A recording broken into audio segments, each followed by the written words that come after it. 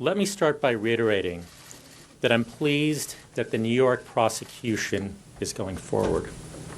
They brought these charges based on new evidence against Jeffrey Epstein, who is now a registered sex offender, and this is a very, very good thing. His acts are despicable, and the New York prosecution offers an important opportunity to more fully bring Epstein to justice. In 2008, a major newspaper described the Epstein prosecution like this. A Florida grand jury, that is, a grand jury convened by the district attorney of Palm Beach County, had charged Epstein with a lesser offense. At that time, the Epstein legal team was elated. He would have avoided prison altogether. But then the United States Attorney's Office in Miami became involved.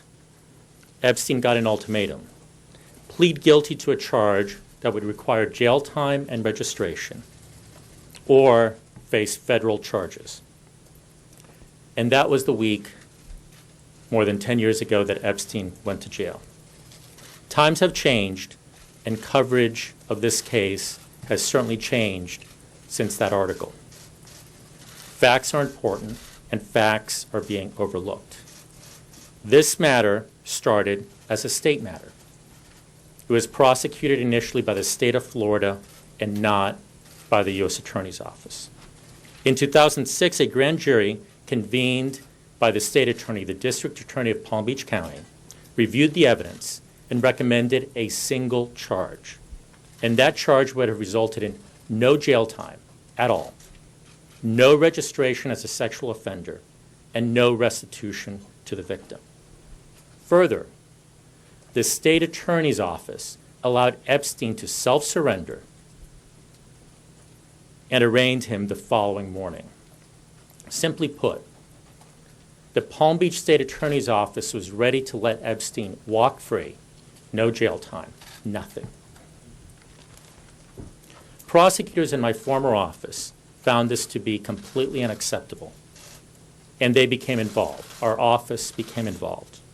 Our prosecutors, as this 2008 article recounts, presented the ultimatum: plead guilty to more serious charges, charges that require jail time, registration, and restitution, or we'd roll the dice and bring a federal indictment. Without the work of our prosecutors, Epstein would have gotten away with just that state charge. Now, many today question the terms of that ultimatum, what's called the non-prosecution agreement. A good prosecutor will tell you that these cases are complex, especially when they involve children, and even more so in 2006. I've shared with those in this room today, and will make available publicly, an affidavit filed by the career prosecutor in a civil matter related to the Epstein case. She talks about the challenges faced. She talks about the victims being scared and traumatized, refusing to testify, and how some victims actually exonerated Epstein. Most had significant concerns about their identities being revealed. The acts that they had faced were horrible, and they didn't want people to know about them.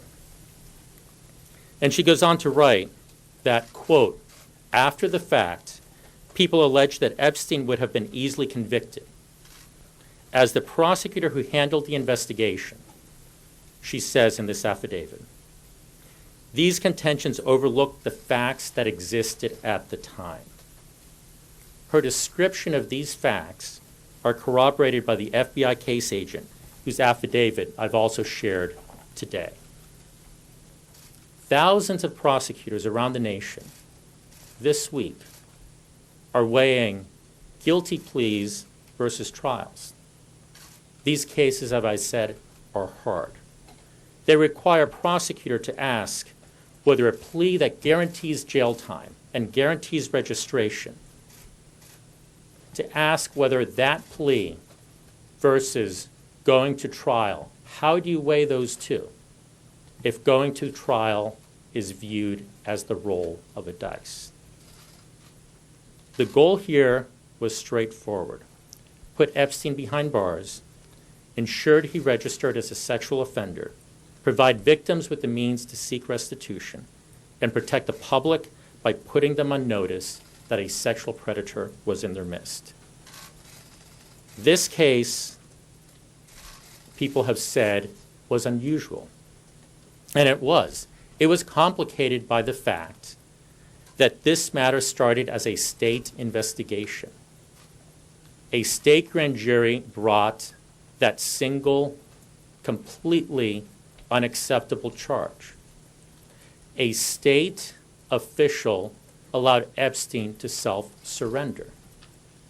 And so it is unusual because it's unusual for a federal prosecutor to intervene in a state matter such as this. We've seen cases recently, different set of facts, different. I don't want anyone to say I'm comparing these cases, but we've seen other cases where state prosecutors let folks go with no sentence and people shake their heads. In this case, the federal office intervened before the plea was taken and said, stop. Because if that plea is taken at the state level, you're going to face serious federal issues. Today, we know a lot more about how victims' trauma impacts their testimony. And this, too, is important. Our juries are more accepting of contradictory statements, understanding that trauma-impacted memories work differently. And today, our judges do not allow victim shaming by defense attorneys. I have viewed the victim interviews. They're hard to watch because I know that my former colleagues, the men and women of my office, wanted to help them. I wanted to help them. That is why we intervened. And that's what the prosecutors of my office did. They insisted that he go to jail and put the world on notice that he was and is a sexual predator. Epstein's actions absolutely deserve a stiffer sentence. For years, there have been rumors of investigations in other jurisdictions. And he should be prosecuted in any state in which he committed a crime. If there are other states in which he committed crimes, if there are other states that can bring state charges, they should consider those as well.